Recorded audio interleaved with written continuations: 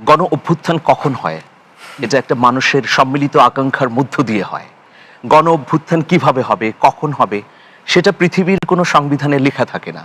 জি। এটা মানুষের প্রয়োজনে, যখন দেয়ালে পিঠ থেকে যায়, মানুষ যখন মনে করে যে আমার এই ব্যবস্থা পরিবর্তন করা দরকার, তখন গণ অভ্যুত্থান করে। তো দেখুন, আমরা চুক্তিবদ্ধ হয়েছি, মানে বিয়ের সময় কি হয় যে বর এবং কনে চুক্তিবদ্ধ হয়। আমরা যদি পশ্চিমা বিশ্বের দিকে তাকাই, সেখানে কিছু কাস্টমস আছে, যে কাস্টমসের বলে রাষ্ট্রের বিভিন্ন কিছু পরিচালিত হয়। দেখুন, ওইটা হচ্ছে ঐতিহ্য। আমরা কিন্তু ঐতিহ্য বলেও কথা বলছি না, আমরা কথা বলছি যে আমরা চুক্তিবদ্ধ হয়েছি। জি। একটা হচ্ছে জুলাই ঘোষণাপত্র, সেখানে আমরা সংসদ ভবনের দক্ষিণ প্লাজায় গিয়ে সেই ঘোষণাপত্রে সবাই স্বাক্ষর করেছি, ফটো সেশন করেছি, জাতিকে মেসেজ দিয়েছি যে আমরা সবাই একমত, টুগেদার উই ওয়ান, তাই না? এরপরে কি জুলাই সনদ, সেই সনদ নিয়ে কি হলো, শেষ মুহূর্তে এসে রাজনৈতিক দলগুলোর মধ্যে প্রচন্ড মত বিভেদ, তারপরে সরকার একটা সময় বেঁধে দিল, আপনার নিশ্চয়ই মনে আছে। এবং এই প্রশ্নটা জোরালোভাবে উঠলো যে গণভোট এবং নির্বাচন কি একসাথে হবে কিনা।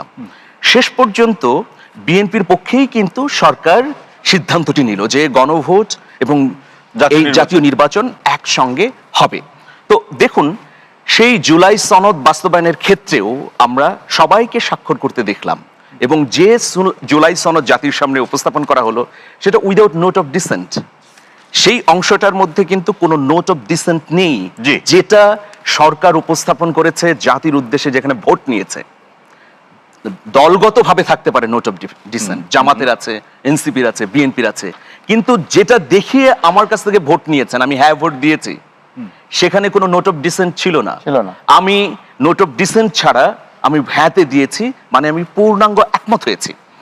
এখন দেখুন, বিএনপি প্রধান মাননীয় প্রধানমন্ত্রী তারেক রহমান তিনি দুবার স্পষ্ট করে বলেছেন যে একটা ভোট ধানের শীষে, আরেকটা ভোট হ্যাঁতে দিতে হবে।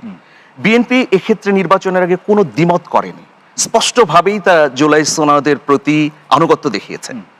এখন যে প্রশ্নগুলো আসছে, আমি মনে করি এই প্রশ্নের পরিপূর্ণ সমাধান হতে পারে 12ই মার্চ সংসদ অধিবেশন বসার পরে। জি।